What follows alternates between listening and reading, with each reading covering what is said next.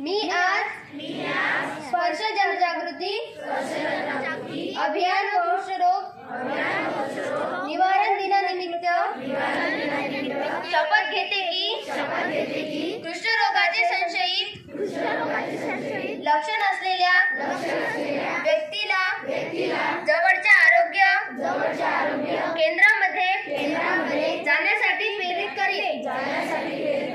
जर कुष्ठरोग असेल तर त्याला पूर्ण उपचार मिळावे यासाठी मदत करण्याची दक्षता घेईन।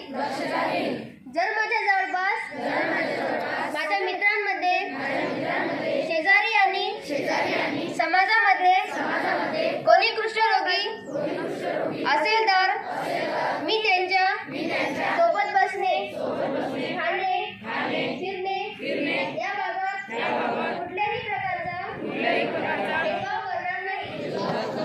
मी अशी सुद्धा शपथ घेते की